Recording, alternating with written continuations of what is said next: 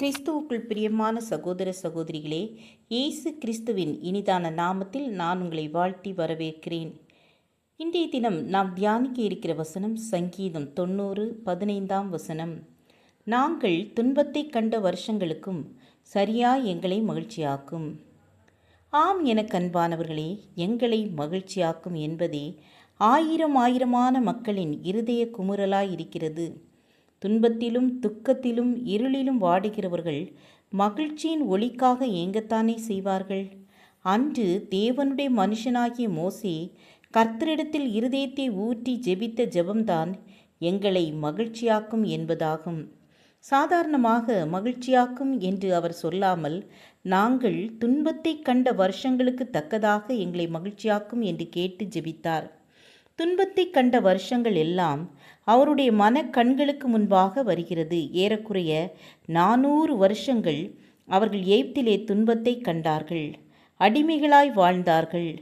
கட்டாய கூலி வேலை செய்தார்கள். செங்கலை அறுத்து, செங்கலை சுட்டு, செங்கலை சுமந்து வாழ்நாளெல்லாம் துவண்டு போனார்கள். ஆளோட்டிகள் அவர்களை சவுக்குகளினால் அடித்து சிறுமைப்படுத்தினார்கள். அவர்கள் ஜீவன் அவர்களுக்கு கசப்பாயிற்று. அவர்கள் பார்வோனுடைய அடிமைத்தனத்தை விட்டு வெளியே வந்த பிறகு கூட அவர்களுடைய துன்பங்கள் முழுவதுமாய் நீங்கவில்லை. வனாந்தரமாகிய பாலைவனத்தில் தொடர்ந்து நடந்து கொண்டே இருந்தார்கள். ஏதோ ஒரு மாதங்களில் முடிகின்ற நடையல்ல, 40 வருடங்கள் தொடர்ந்து நடக்க வேண்டியதாயிற்று. முன்னே பாலும் தேனும் ஓடுகிற கானான் இருந்தது உண்மைதான். ஆனால் அவர்கள் உடனே அதை சுதந்தரித்து கொள்ள முடியாதபடி ஏராளமான தடைகள் எழுந்தன. மோசே மனதுருகி ஜெபிக்கிறார்.